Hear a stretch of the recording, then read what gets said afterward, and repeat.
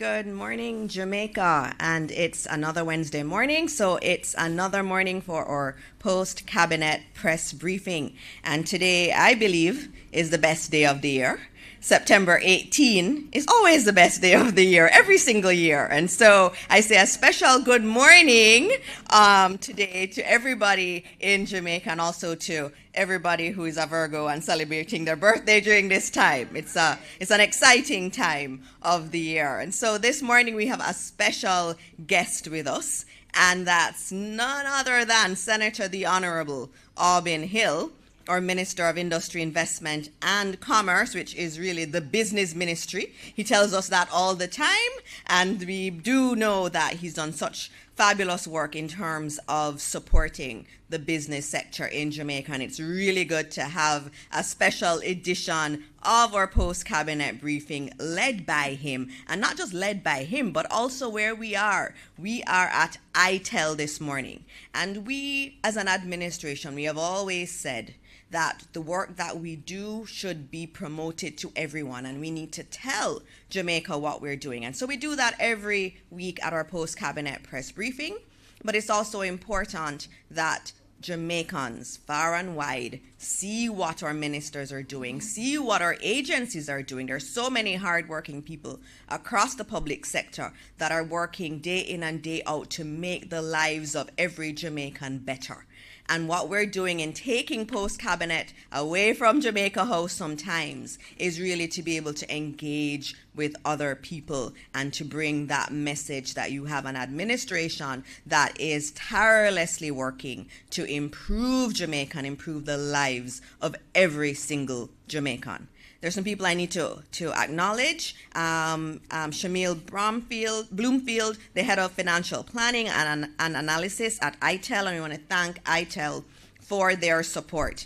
You know, we have a lot of call centers across Jamaica, and this facility that we are in this morning is absolutely amazing.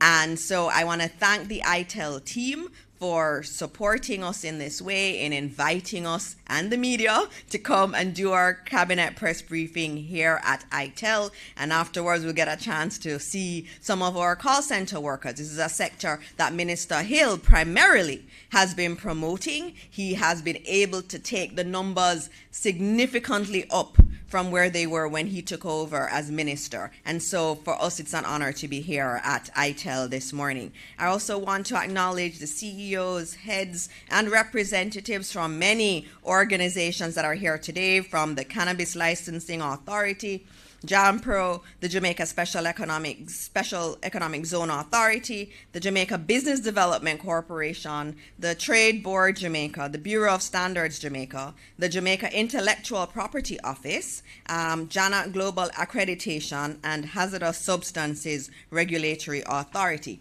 I also want to acknowledge the Permanent Secretary in the Ministry of Industry, Investment and Commerce, Sancia Bennett Templer, for being here, someone who I know quite well, who taught me a lot about government in my previous life. It's good to have her here too. And I also know that we have members of the Jamaica Union of Tertiary Students also here with us listening to the work that's being done by the government. And of course, as always, members of the media, every week we're here to take the questions from you. So welcome again, and thank you for coming on this journey with us and leaving Jamaica House and coming out to ITEL this morning. And of course, to Jamaicans watching at home and abroad, good morning to you all.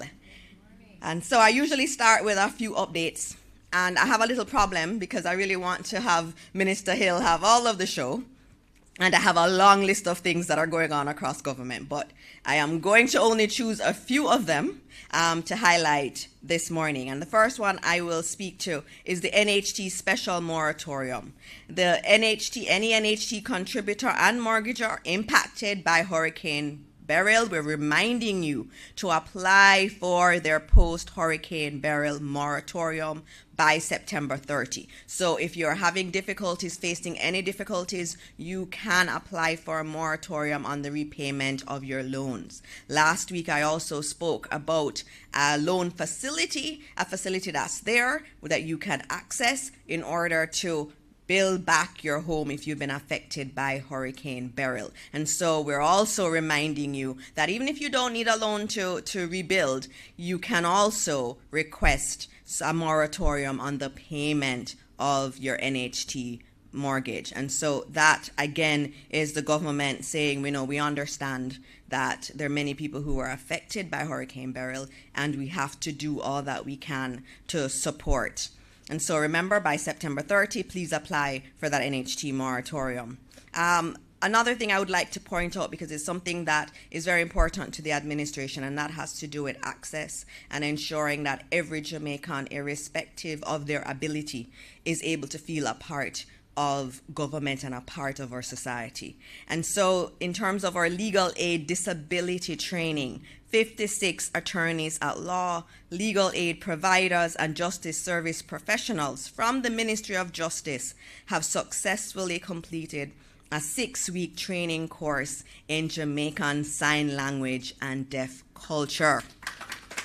And so they completed the first level of a specialized sign language course developed by the Jamaica Association for the Deaf. And as I said, what this means is that those who are providing legal aid to many of our citizens will now be able to communicate with those from the deaf community. And this again is us saying nobody in Jamaica should ever be left behind. And so even our justices or people who are helping to administer justice understand that. And they're putting in place the steps in order to make that a reality. The other thing I will note, too, is in relation to garbage disposal, which is an issue that constantly comes up.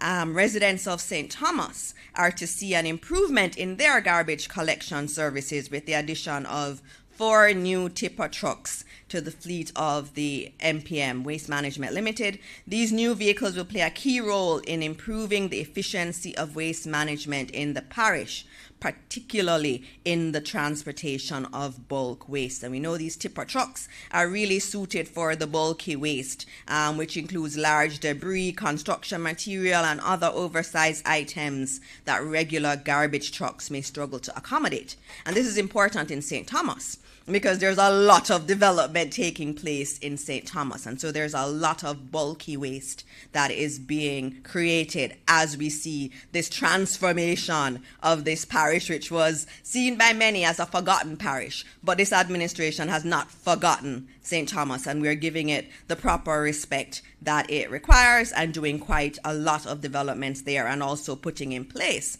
the mechanism so that we can clear away debris as this development goes forward. The other one I would note is in terms of Portland coffee farmers. When we speak about Hurricane Beryl, we tend to speak about those who were affected on the south coast. But we did have others who were affected by Hurricane Beryl. And under the leadership of Minister Floyd Green, coffee farmers in the Buff Bay Valley area of Portland have received essential support from the Jamaica Agricultural Commodities Regulatory Authority as a part of the ongoing recovery efforts following Hurricane Beryl. And so several of our coffee farmers were supported through the provision of herbicides and fertilizers to help them to get back on track. Another important one, which I know Minister Hill will like in terms of his general mandate, is the Maritime Authority of Jamaica, in collaboration with the Port Authority of Jamaica, is advancing plans to implement a maritime single window to streamline the clearance processes for ships arriving at Jamaica's ports. Now, this move aligns with Jamaica's steps to join the Convention on the Facilitation of Maritime Traffic, which mandates the use of a digital platform for ship clearance. And so this single window will improve efficiency, reduce emissions, and eliminate paper-based systems, reducing ship waiting times. And of course, this is all a part of our general effort towards positioning Jamaica as a key logistics hub in the world. The last point I will make is in relation to social housing program. I told you I have a long list, and the list is very long, but I'm going to stop with this one. The Prime Minister Dr. the Most Honorable Andrew Holness handed over 3 additional housing units on September 6, 2024 under the government's new social housing program. And this is a key initiative aimed at improving housing for the vulnerable Jamaicans that we see across every part of Jamaica. And the units that were done and handed over were in Callaloo Mews, Lad Lane, and Barbican Road, and this is being done across the country. And so the social housing program has so far provided over 251 housing units, with an additional 61 that are under construction or ready for handover. So we'll be seeing many more handovers of these social housing solutions to our vulnerable Jamaicans across the country. And so those are our updates. Again, there's a lot going on. There's so much that our ministries are doing, that the administration is doing, and we continue to work on a number of these areas in order to facilitate the prosperity, really, of all of our citizens. I'm now going to move over to our guest, our special guest this morning, who I am so very happy to have here today, is Senator the Honorable Aubin Hill, our business minister, who will be speaking to you about what is happening in his agencies. He has tons of agencies. They're all working very hard. They're all here. And I know he's going to struggle with what does he say, but he will do his presentation, and afterwards there'll be plenty of time for questions. And I will also come and take other questions that the media may have. Thank you. Minister Hill, please join me here.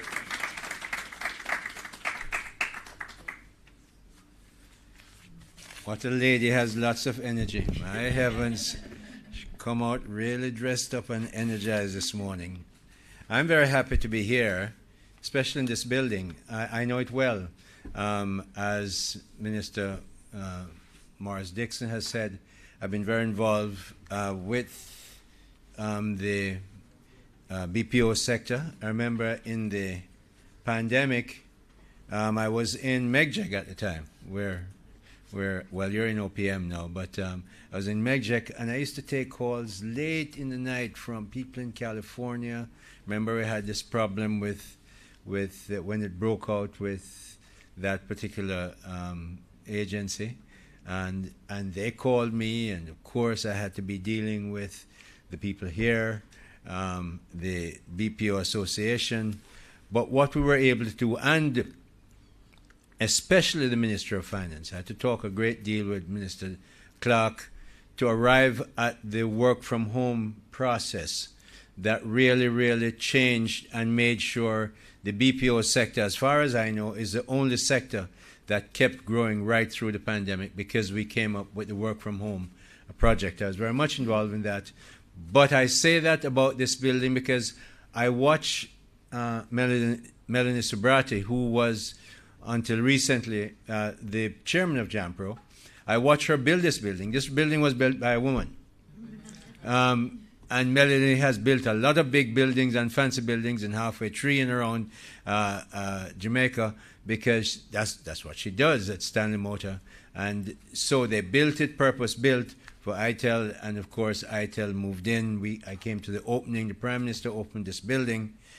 And so right along, the Andrew Holness administration has been very involved in making sure that the BPO sector, a growth sector in the Jamaican economy, continued to grow even through a worldwide pandemic. But I want to tell you how I see the ministry working.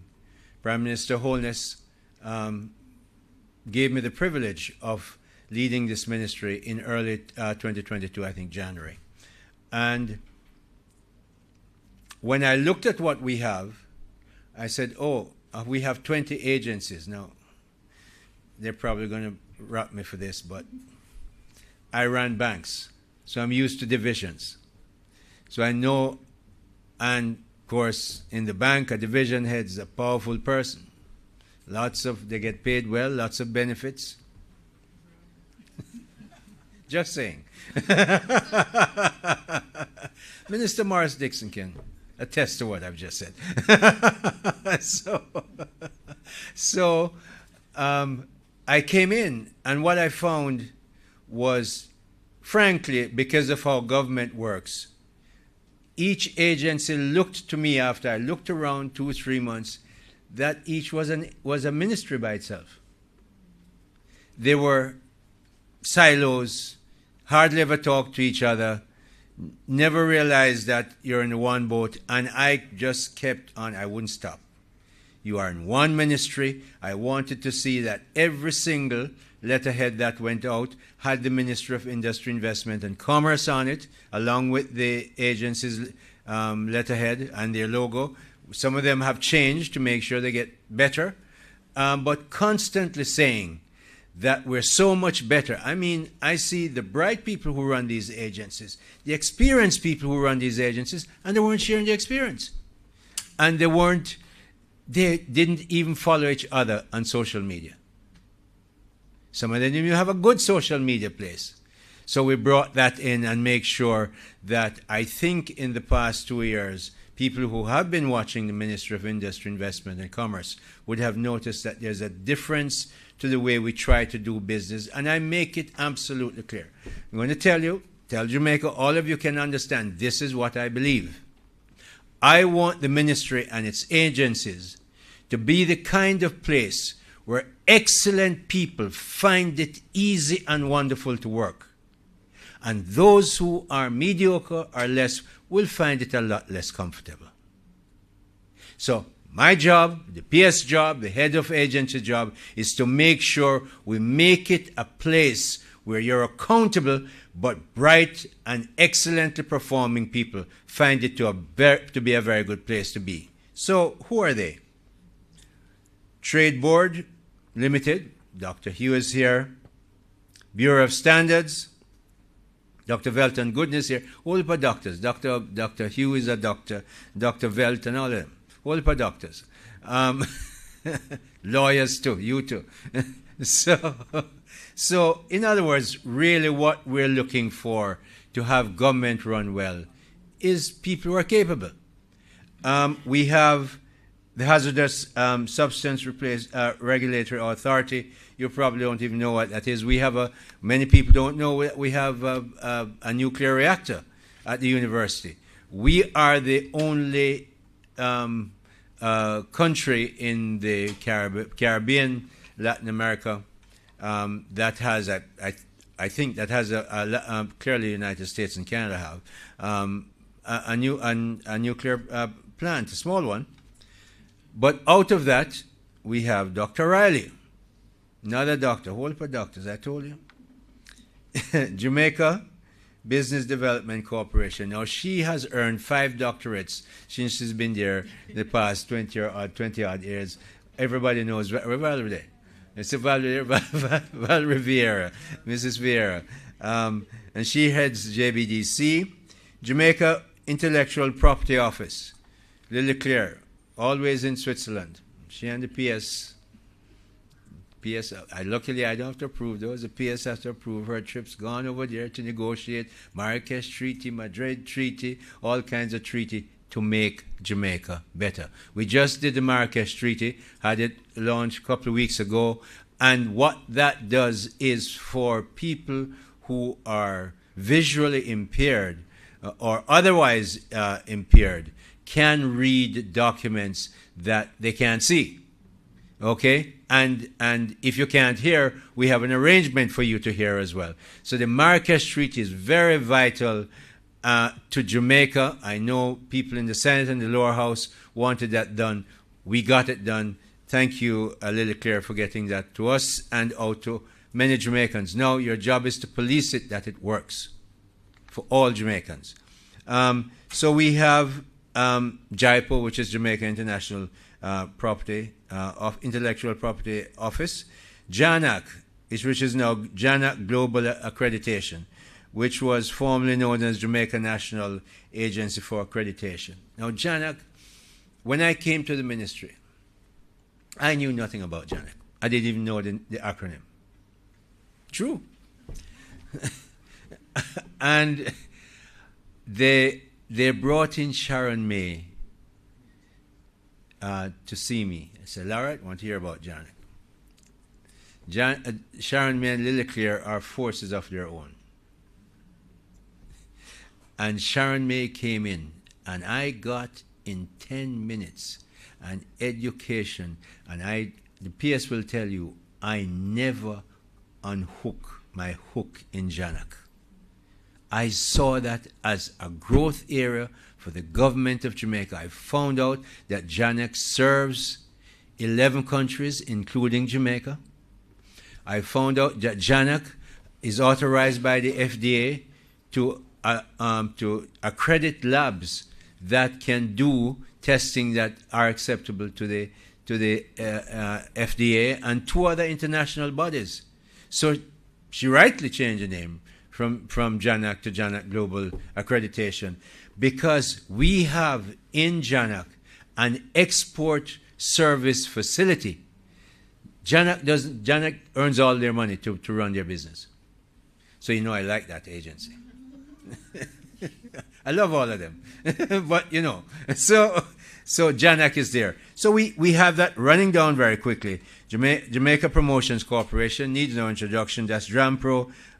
The Cannabis Licensing Authority also needs no, although a new agency, don't need any explanation, and we'll be talking more, I'm sure, about the CLA later on. Consumer Affairs Commission, very active, has been active before Beryl out there. We had a meeting this week, got a briefing to see if the allegations that are being laid by some people that there's price gouging is actually happening. So we're trying to get the data. We can talk about that later on.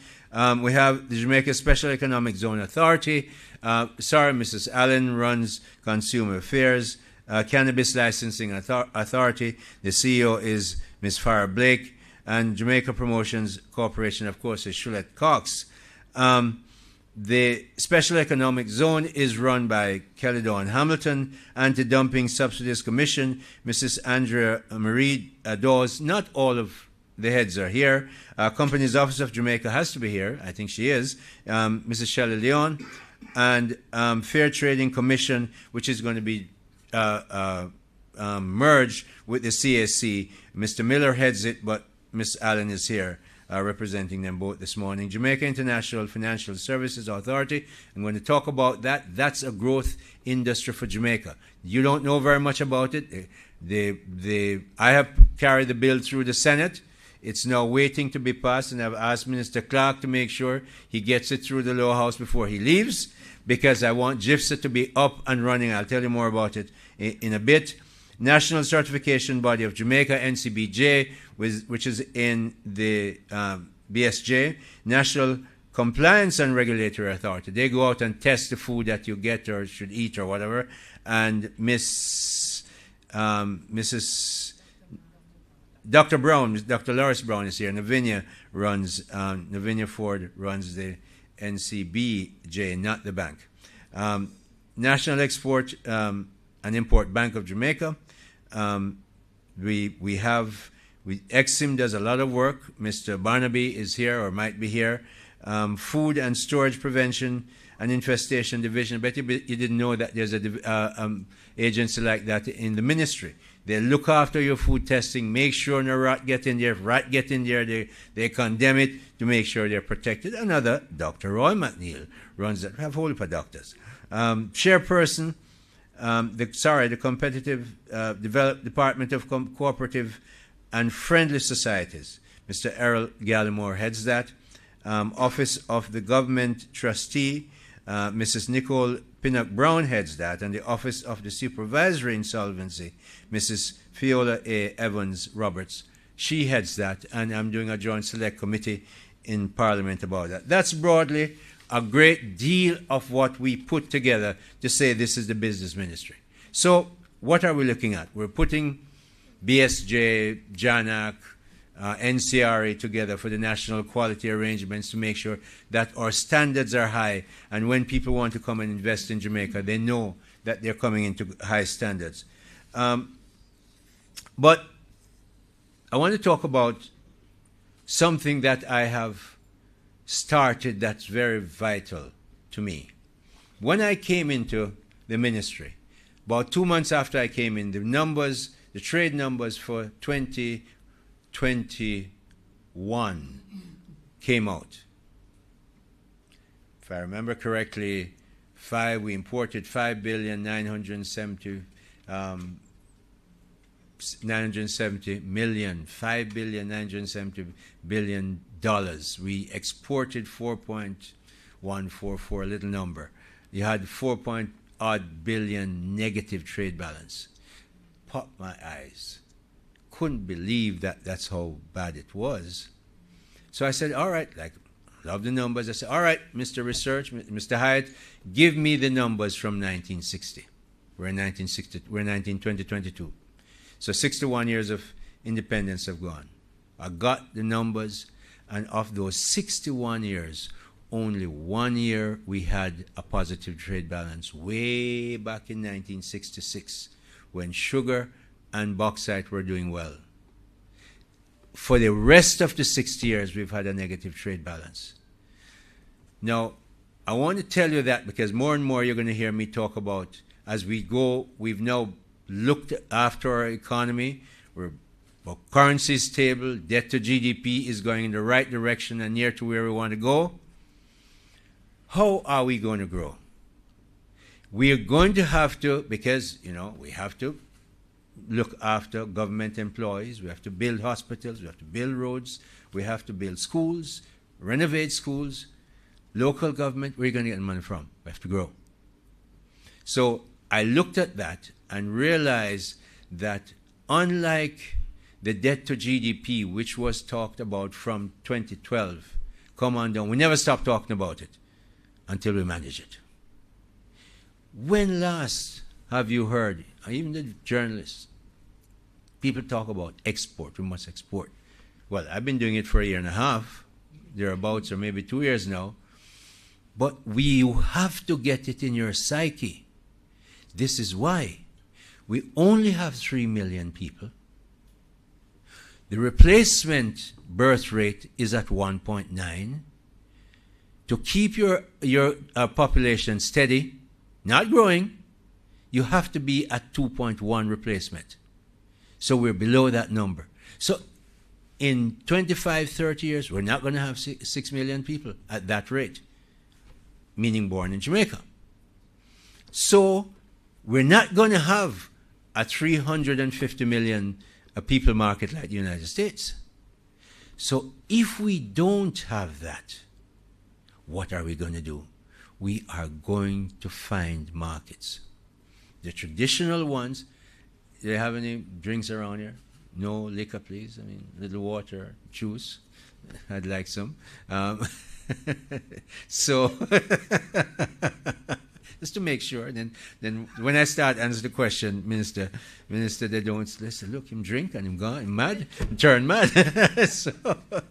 So we are at that place where we have really limited population, but there's something else. Bahamas has a per capita GDP. If you split up all the GDP in Bahamas among all the people, each one again get $34,000 US. Trinidad has a per capita GDP about 25,000. Barbados is about 20,000. Grenada has 10,000. Domrep has 10,000. You know where we are? We are just north of 6,000, just below 7,000 actually. But we have been about 4.5 to 5.5 for about 20 years. Not growing. So if we have a small per capita GDP and we have a small population, the only way we're going to grow is if we go and find foreign markets. Thank you, Matt. Thank you very much, sir. So we're going to find foreign markets. We've been many trade missions. I'll talk about that if I get an answer, a question on it. Where we've been, I know we've taken hundreds of executives, owners and executives, senior executives of companies. We've taken 121 companies since October 2022 to different cities, different countries, including Spanish-speaking ones, which we have never been to before, because we have to find new markets. I want you to understand that the strength of the management of the economy has put us in a position to grow. But if you keep just reducing your debt, you will not grow. You're going to have to grow. So all of us have to get in there in the growth business.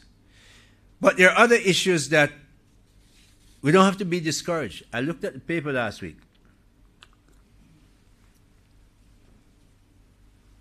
A bottle will be better. I can manage the bottle better.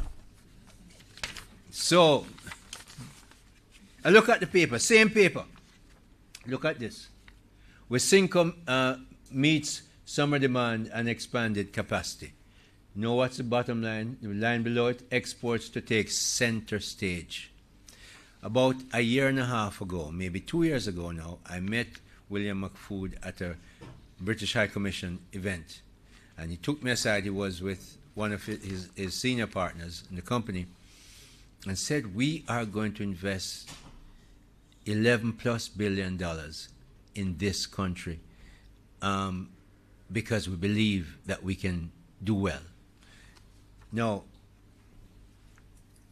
the paper saying invest over 11 billion. And I've been out there and it is fantastic. They make them water, they make them energy, they employ a whole heap of people, and they're exporting. Stephen Dawkins, Kelly Dawn, Stephen is the head of the vice president for export. Stephen has been at least 3 of our missions, developing new markets with us. And again, when I take missions, the business people pay their airfare, the hotel, there's no subsidy from the government. The PS would run me out of our office if I bring up that issue. So then I see Tankwell, boost exports to region. I see Juicy Patties expand in Florida. Going to New York. Is there one paper now? Which one? Jamaica Observer, it says here. Rhino, Jamaica. Can you imagine? Them people here who make the black tanks. I think that's a black tank. Rhino, Jamaica. Championing water security and selling across the Caribbean. Yes, all at the same time. So I bring them to say the message is getting out. And people are recognized because as you get big as Wisynco, where are you going to go? Jamaica Brawlers Group, a company I was associated with as a board member. We took them to Trinidad and Domrep. They had problems there for years, couldn't get the chicken in. I had a meeting with my counterpart, Mrs. Gopiskun, that's her name, yes. And she was so accommodating. Opposite to everything you hear, I heard about Trinidad. And soon, Jamaica Brothers Group got their things in there, and we had other people who, Grace got their milk in there, and we, Shaletta and Jampro, on the mission, negotiated on the mission, it was done. So it's important that we're looking at that as we look at growth. Then, which areas are we looking to grow? Logistics hub. Sugar is gone, banana is gone. We have to use the land well. Land is right next to the port. Came as a special economic zone, 580 acres, looking for a master developer. We've been selling it. We had a very good set of receptions in Colombia for all kinds of good reasons, and we expect those to happen. Orchard crops. I have Jampro prepare orchard crop investment presentation ready to go for avocado, for ackee. Goya would want to buy from us at least 20 40-foot containers of ackee per 6 weeks, 8 weeks. We could only sell them one when I was in Miami. You know why? Because just like mangoes and breadfruit flour, which is non-gluten, no gluten in it, for all those people who are fancy about that, and lots of people are, and we're happy to sell them. We don't plant enough breadfruit. For a long time, we have looked at, because agriculture was such a problem with sugarcane and so on, investors have gone away. Well, we're looking to get Jamaican ones back, diaspora ones back, and foreign investors to go into these areas. So that's an area of growth. That's just a little part of agriculture that Minister Floyd Green, you're going to hear a lot more of, because Minister Dixon knows that's just a discussion that's been in Cabinet and elsewhere. The BPO, KPO, that's knowledge processing, outsourcing, ITO, are areas that we must look at to grow.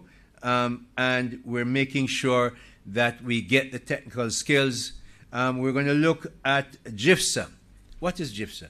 The Jamaica International Financial Services Authority. So we're looking to say, look,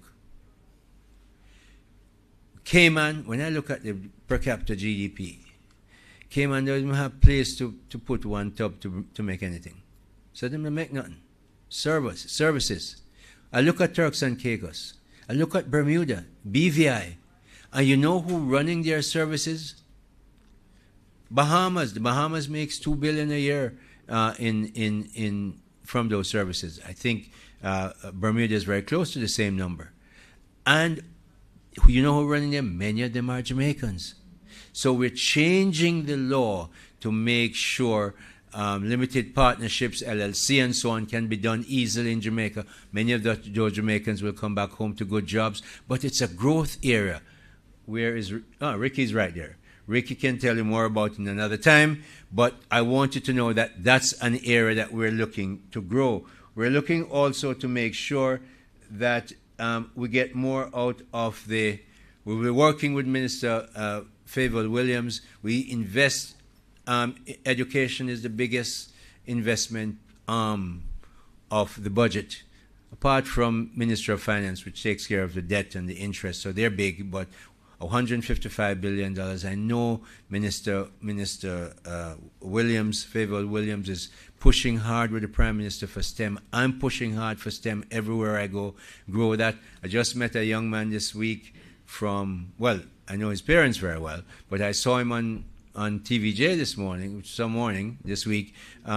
He had got 9 CXC 1s and 6 CAPE 1s, physics, ADMAT, this, and he's looking to go to MIT, and I've been saying yes, look at Caltech as well, because he's capable to go to any of those. And I wish him well. But a lot of STEM arrangement is going on, and if we're going to get the service, if we're going to export the services, because if we have 3 million people, it's not going to be a major manufacturer like China.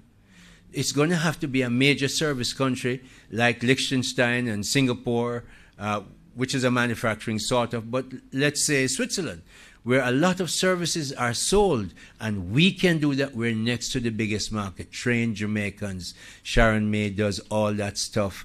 We're just going to have to do it. So, Minister Dixon, I think I've talked enough. They can ask me any questions. I have lots of things. If you have no questions, that's fine. I can talk for another half an hour. So if you don't want any questions, if you have none, I'm fine. They want that camera on you, so you have to go to that. I want that one? Okay.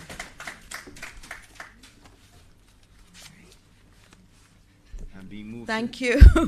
Thank you, Minister Hill. That's a different kind of presentation than we're used to at post-cabinet press briefings. Naomi, I'm going to hand over to you to take the questions from the media at this point. Thank you, Minister, and thank you, Minister Hill, for your very comprehensive presentation.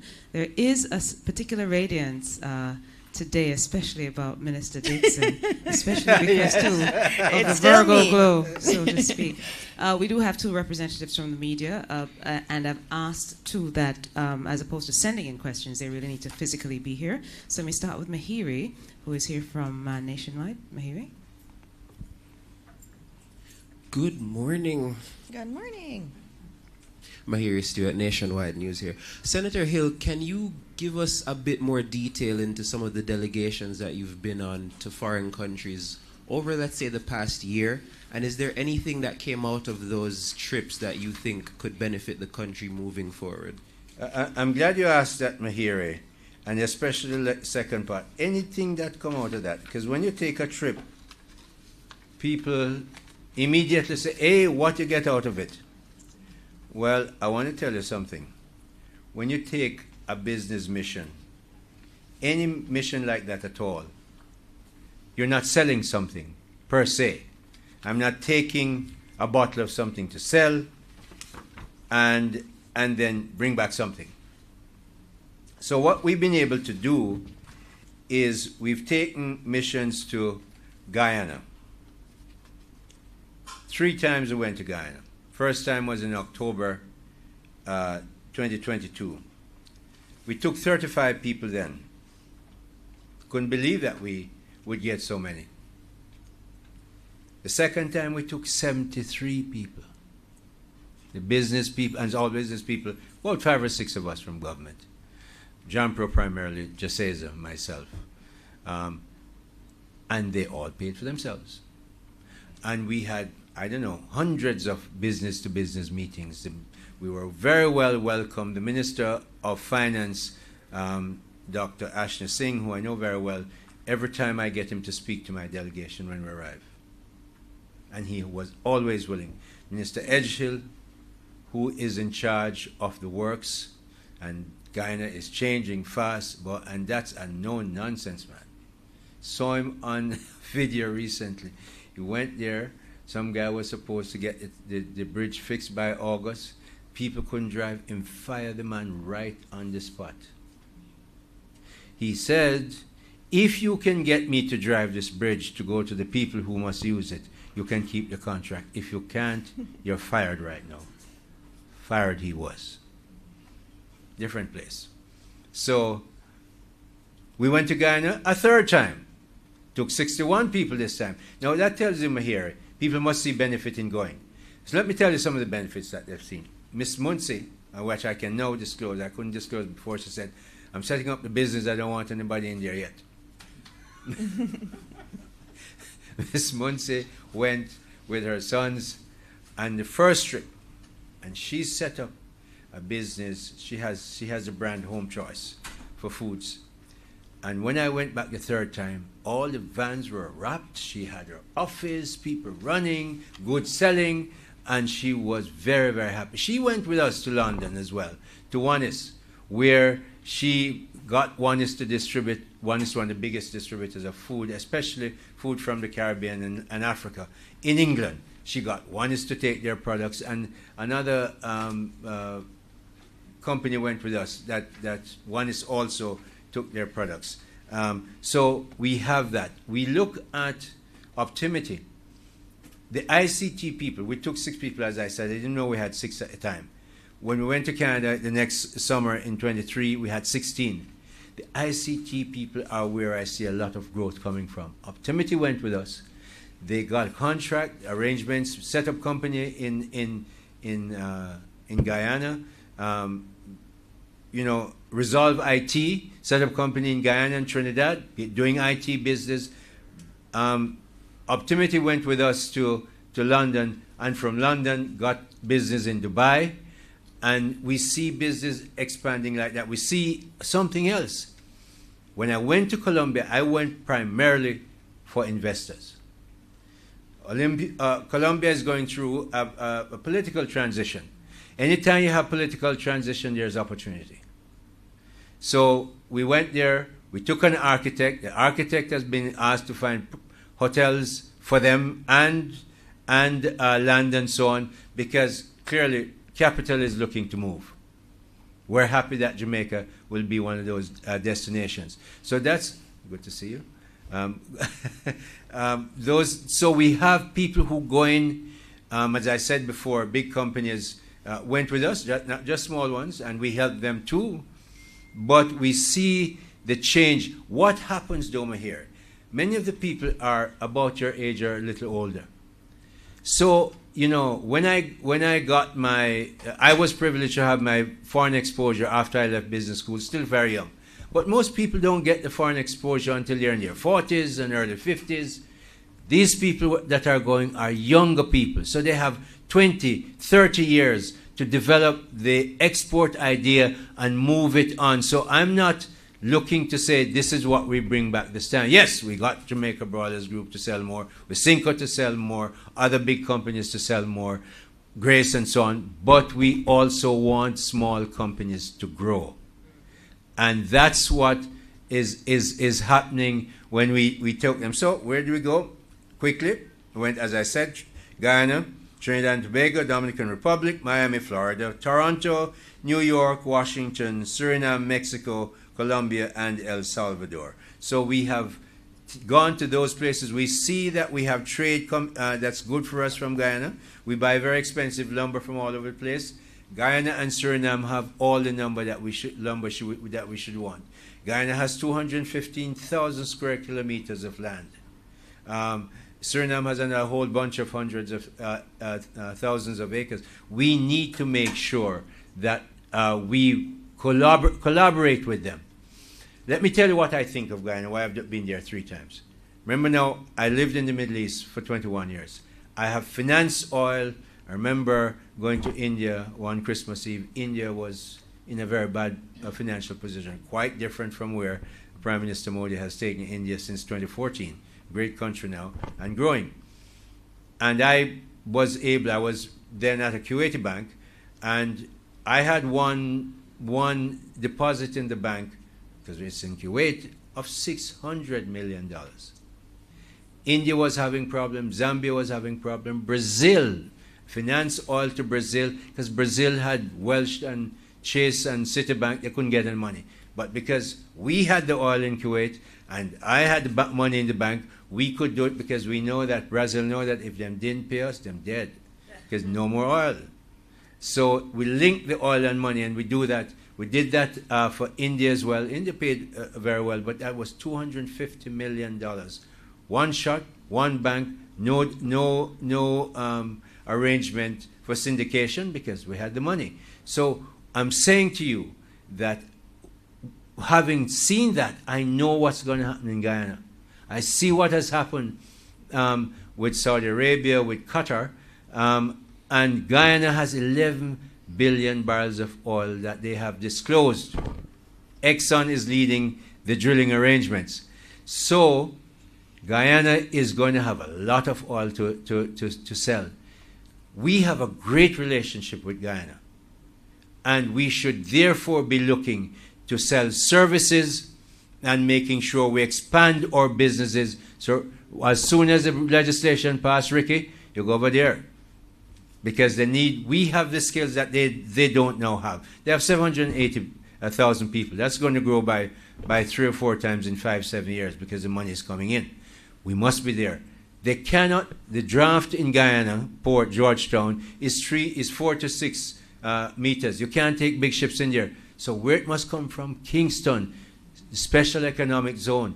You guys get together, talk it up, and make sure people invest, because all the break bulk will have to happen here in Kingston. Might happen in Florida, but why Florida? Bring it here. So we need to get that done as a growth area. Those are just, I won't even tell you about some of the oil things that we're thinking about, that's down the road. But I think, Mihari, that we have taken, I think the numbers here tell me we took 184 different business people, 121 different businesses from Jamaica on these trips. This is the way to go, because we're going to have to grow through export. All right, that was a very comprehensive answer. I think you answered many questions. I have one more question. Sure. Question to Dr. Morris Dixon. Is Sure. there any update you can give us on the ATI Tribunal? Okay, thank you. And thank you for that question, because as you know, I'm here every Wednesday or Tuesday. Last year was a Tuesday, taking questions on any matter. And so it was a little bit surprising for me to see an article on the ATI Tribunal by the media when I was here and no one asked me about it. So thank you this morning for asking me about the ATI Tribunal. The ATI Tribunal needs to be established. Its term had ended, and you have to find out if the old members of the tribunal want to still remain on it, and also look at whether or not you want to refresh it. And so that process was ongoing, and now I can tell you that we have decided on the names of some individuals, but as with many of our tribunals, you have to have the support of both the Prime Minister and the Leader of the Opposition. And so where we are now, the list that has been proposed has been sent to the Leader of the Opposition for his comments. And so once we hear back from him, then we can move it forward. So we're in the process of having the ATI Tribunal in place. It's a very important tribunal for Jamaicans who don't understand what it is. We have this legislation, which is the Access to Information Act. So if anyone wants information on something government related, they can use that provision to ask, or you could just come here to PostCab and ask, and if I can answer, I can answer it. But there is a provision for anyone to request information from a government entity, and there's a process that is in place. There are some caveats, though. Obviously, there's some sensitive security information or other information that cannot be shared, and sometimes an entity, a government entity, may respond in that way. But it doesn't end there. So even if an entity says, no, because of this provision, you cannot get the information, the law says that there can be a tribunal that you can appeal to. And so this is actually a part of the government saying, we're open for you to ask any question. And it's not just for the media, it's for any Jamaican. When I look at the list of individuals who ask, they're ordinary Jamaicans who write and ask for information. And so it's important that we have the access to information framework in place, and it's something that we've had many discussions over many years about whether or not we want to change it and amend it, and that's something that I'm looking at. But it is important. It is important that people have access to the information of the work of the government. Nothing that we do is private. It is all open to scrutiny. Thank you for that, Minister. And just to ensure that there's no mischief as well, last postcab there was a question concerning the AI task force and whether we had gotten that. Yes. Right, okay, so that was 2 weeks before a member of the media had asked me about the AI task force, that's artificial intelligence task force that I had established last year, and they had a deadline of getting me their report in August, and I reminded them of that. They were a little bit late.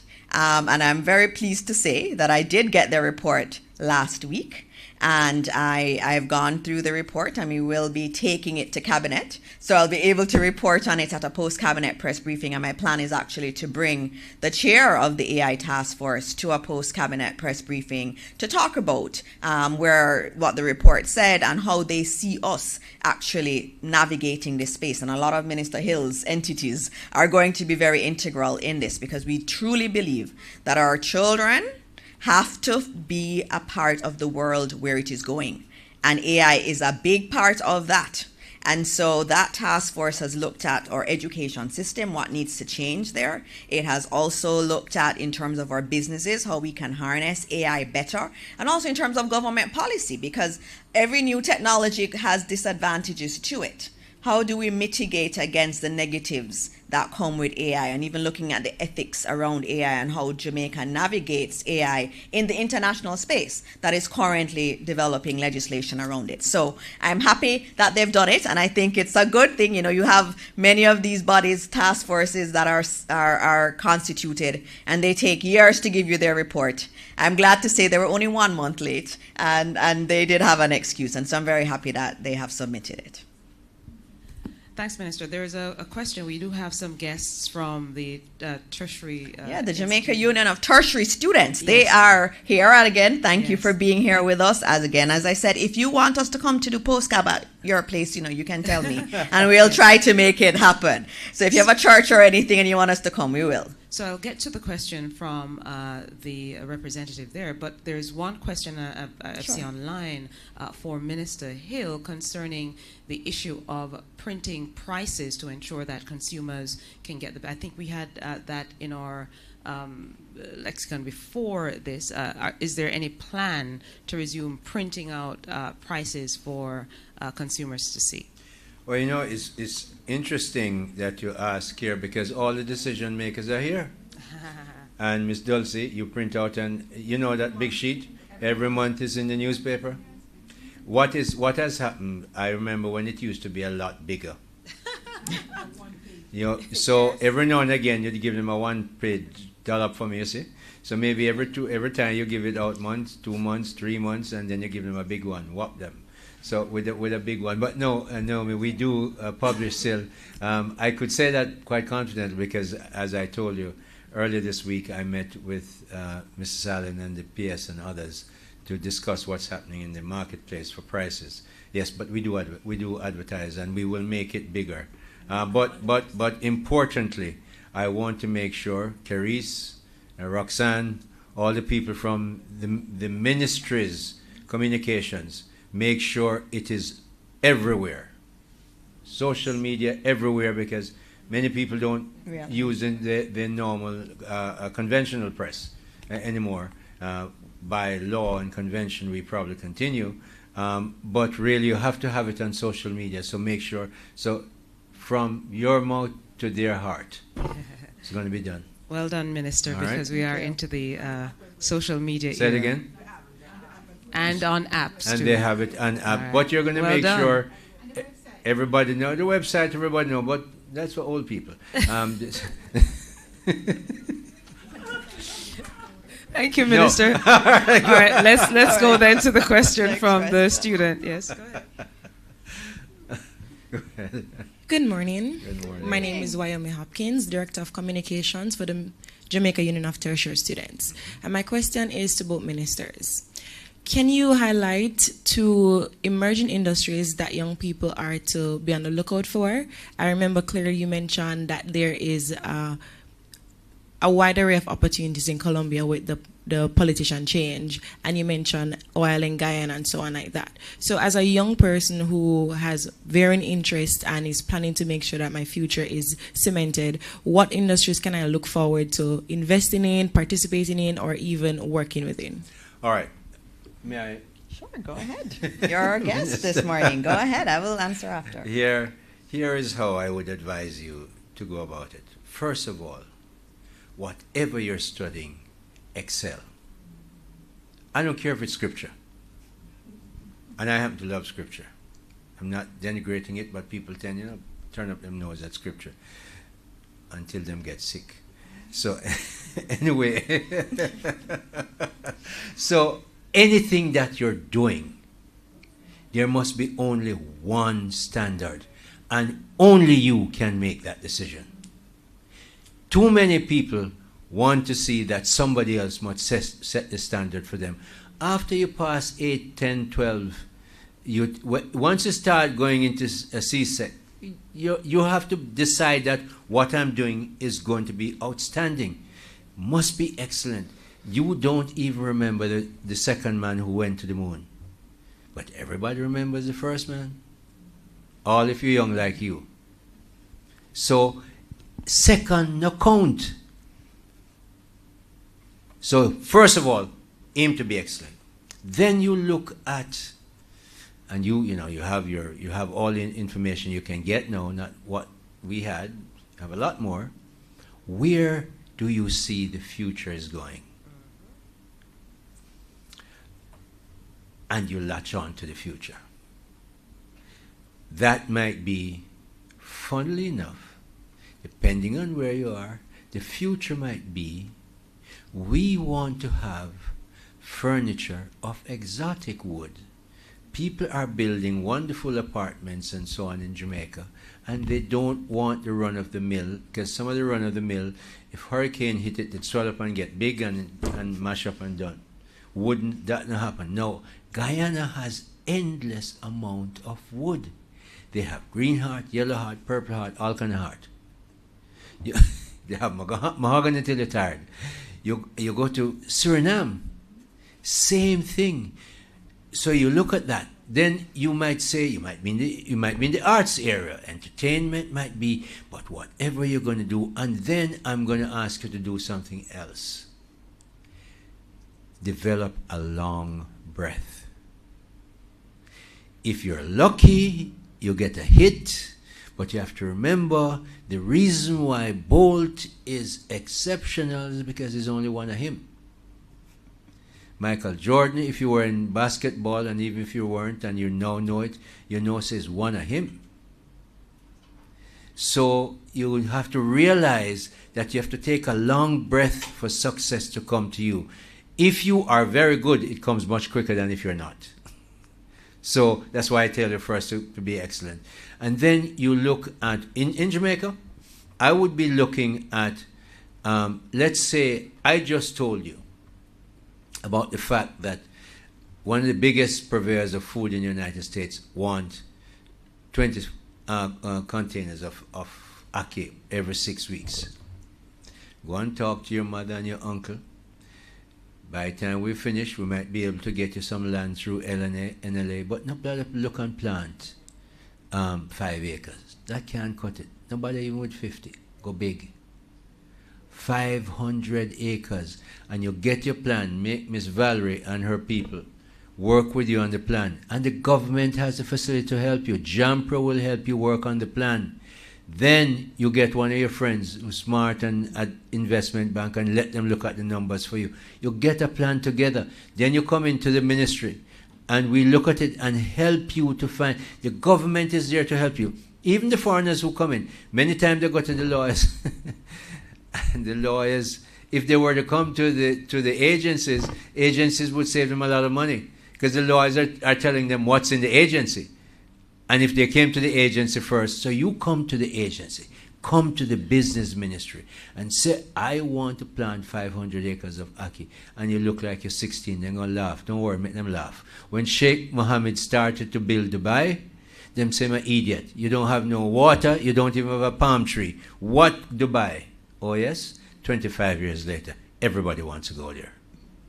So, be excellent, be focused, enjoy yourself. I'd suggest that you play tennis. It's a great game. So enjoy yourself. But, my dear, get very focused and do what you will. And pick a place. Talk to your friends. You don't have to tell them everything, but talk to them. You ask them a question. And then you see their answer and the reaction. And think about it. Or there might be something else that you see that is not necessarily cutting edge, but people want it. Look, whenever I was consulting, I look at the market need and start advising the company from its market need. If there's no market need and we can create one, I create a market need and then I build back the consultancy for it. So go look for some need that's not being filled and look, see if it has a future. Do your very best and get help. Last thing I want to say to you on this issue. One of the best creations of Western capitalism. And now everybody beat me down. I'm a capitalist. I run banks. So now complain to me about I'm being a capitalist. I'm a capitalist. So one of the best invention of Western capitalism is the limited liability company. It makes sure I get a lawyer like Lily Clear that knows all about treaty and everything, and we get her in as a partner in my company. We get somebody who has money. We get an engineer who knows engineering. And by the time you're done, you have a good company putting together and you share the risk. And the limited liability means that the liability is limited only to the company. Then when you get the company get rich and you want to come out, you put it on the Jamaica Stock Exchange, one of the best run stock exchange in the world. You sell the shares, take the money, first start off in Montego Bay and then end up in Monaco on a yacht. Right. Minister Morris Dixon, over to you. Thank you, Minister. And I know our time is running out, but the only thing I would add to that question, and the answer Minister Hill has given you a lot, is to think about technology. And even no matter what area you are in, absolutely, technology is going to reshape it big time. Everything. And so if you're in accounting, you need to look at what's AI doing in accounting, what's the newest avenues in that area. And I think that is going to be very important, and it will set you apart and set you for that future. I also say to a lot of young people, even those who are at university, also round out the rest of your skills. The most demanded jobs in this world are skills-based jobs.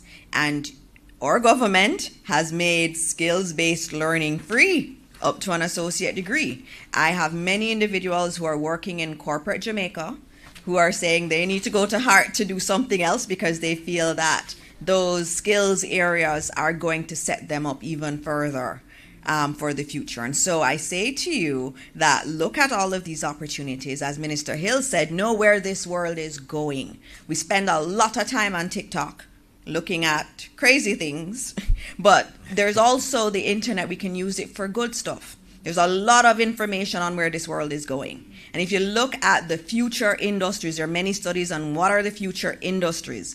You have to look at that and understand what you're studying and how that can dovetail with it, or how you can tweak what you are doing to dovetail so that you are at the front and the cutting edge of where this world is going. And so that would be my only addition to what Minister Hill has said. Minister, I know today is a very special day, but Yes. let me just squeeze one more in, actually, just for Minister Hill. So to fine-tune the question concerning printing of prices, the journalists really wanted to get, Minister, it'd be a good opportunity, too, for us to give an update on the investigation into the price gouging matter that was initiated by the Ministry of Agriculture. And also, Minister, if you could give an update on the Cannabis Licensing Authority. All right. Price gouging. Price gouging is a term that is easily used when things get pricey. Well, because we had Hurricane Beryl, naturally we were told and we knew that our food products were going to go up. Things in St. Elizabeth, I was there on the 4th of July, the day after the hurricane, and I saw the devastation in St. Elizabeth. I'm from St. Elizabeth. But I also went to the Brown Brook opening on the North Coast, and I realized when I was coming back, there's a lot of fruits and stuff that is available now. Very often, they don't get across the parish lines, so we have to look at some of that. Price gouging involves a great deal, and we were discussing that this week, as I said. Price gouging happens a lot when you have goods that you're hoarding and won't release until the price goes up. Or you buy new stuff coming in and you really mark it up because it's you used to get 15 or 20%, and now you're getting 45 and 70%. The Consumer Affairs Commission is looking at that. You have to go to the warehouse, you have to see the invoices. It's not like you just go to the shop and say, oh, you're gouging, because you don't know what the cost is, or how long they have to store it for. And so luckily, we have been doing that before the hurricane. So we have lots of data from May and June to compare it with. And that work is going on. And we're out there and make it clear that we are checking. And I'm saying it right now. Nobody can question my commitment to be pro-business, unabashedly, unashamed. But I'm just as clear that if businesses aren't following the rules, the agencies I have and the authority that we have within the law will be used at full force. You cannot have an economic environment like this that is so business friendly and helpful to small and big businesses and consumers. We cannot, the spectrum stretches from the consumer to the producer and seller, and we cover that entire spectrum. And as the CAC goes out, if we find people who are price gouging, and I'm telling you now on national television, we are going to put the full force of the law at you, because we don't want that. We want it to be fair. There was one about, it was a very broad, so I'm going to start with an article that was written on September 9th by our good friend Mr. Jovan Johnson from the Gleaner. And in the middle of the article said, the concern is really to remove cannabis from the Dangerous Drug Act so that we can be facilitated easier. I think that's the encapsulation of much of what has been said. There are other things that have been said, so I'm going to try and address that.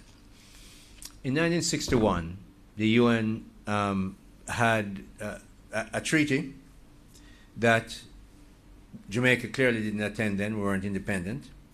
And that treaty was called the Single Convention on Narcotic Drugs, 1961. It became a treaty in 61. It was updated on the 25th of March in that 1972 protocol. March 72 conference, it was looked at again, and we we were agreed to that protocol.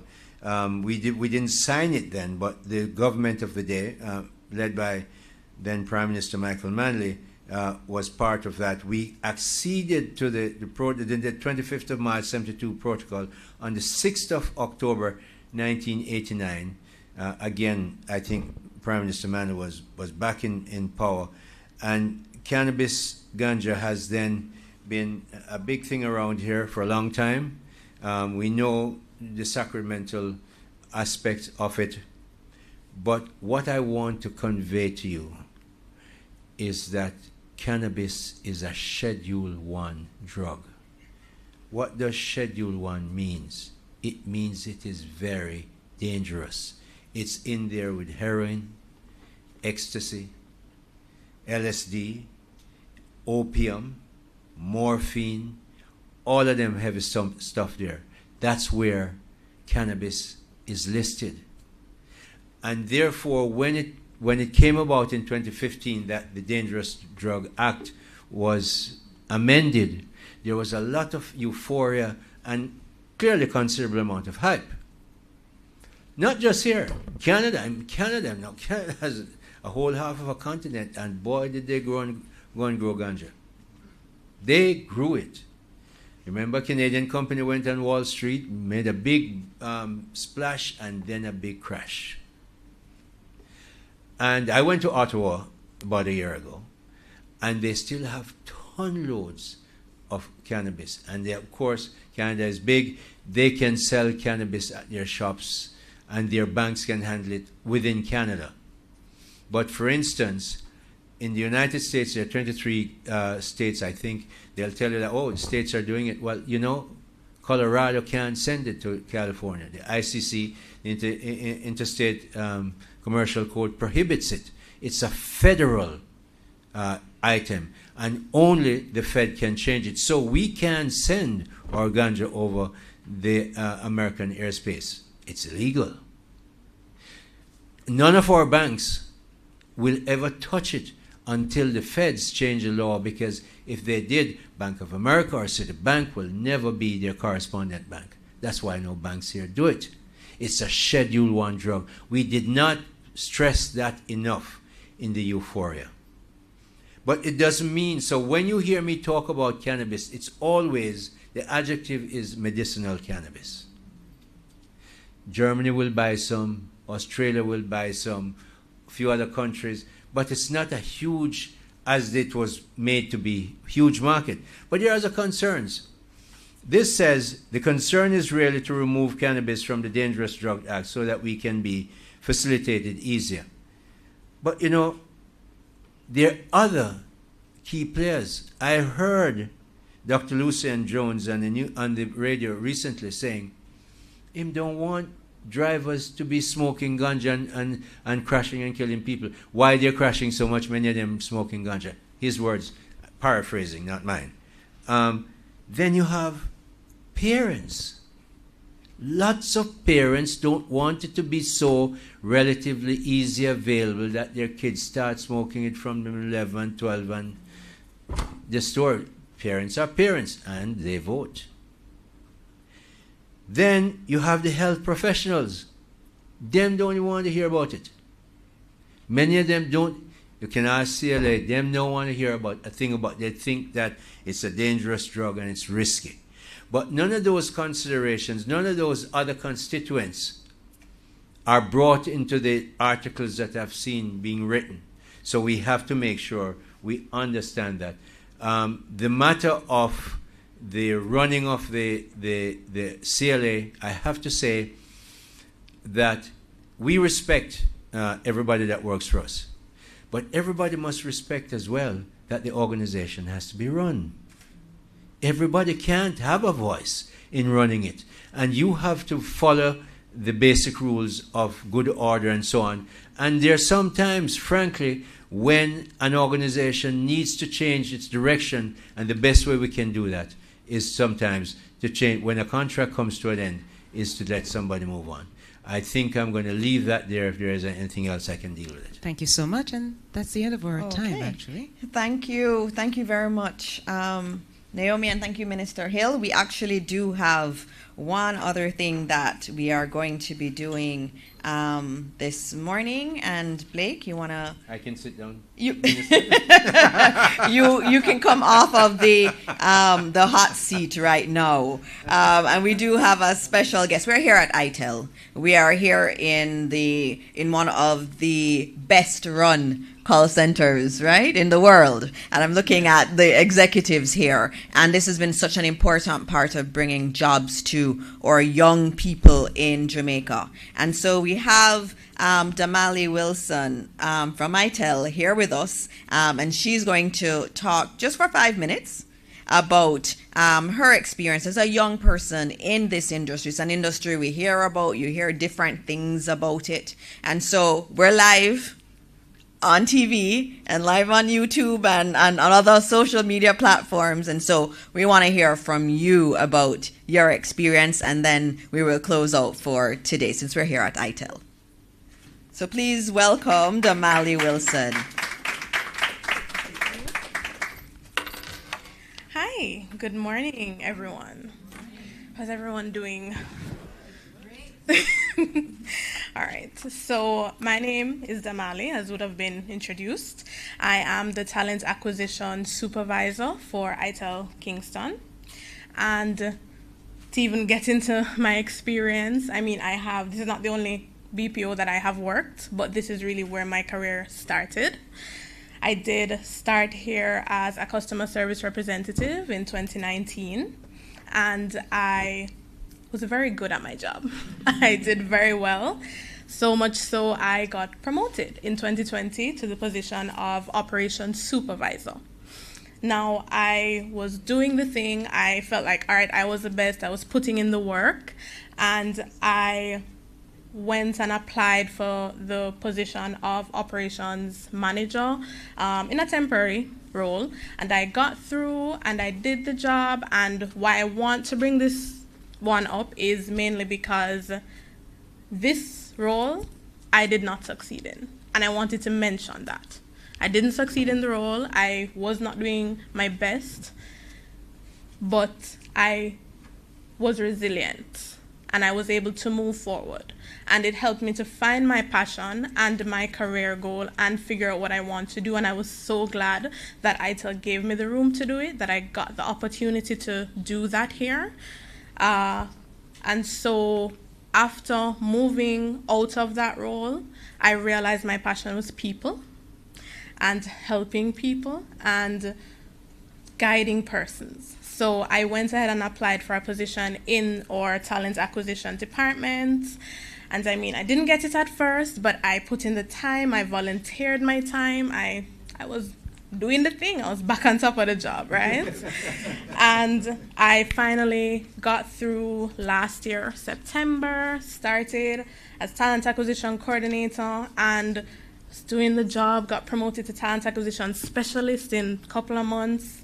February of this year, got promoted to talent acquisition supervisor. I mean, lots of promotions coming on, but that is my experience here, just showing the opportunity that the BPO industry can give you, that ITEL has given me.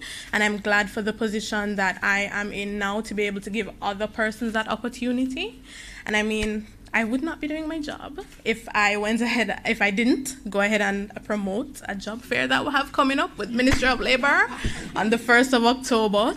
That way because we love to give other people the opportunity to come here, to grow, to build a career. It's not just, oh, you come, you're an agent, and that's it. You can come and you can grow. And it's not just in operations. We have things in HR, we have things in marketing and projects. So, I mean, I love the opportunity I've been given, and I'm glad to be giving other people that opportunity.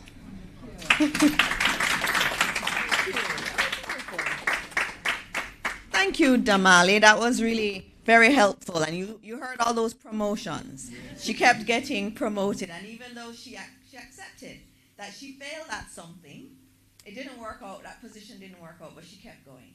And I like that you defined yourself as resilient. And it's always important, the words we say about ourselves and how we define our experiences. And you obviously have it.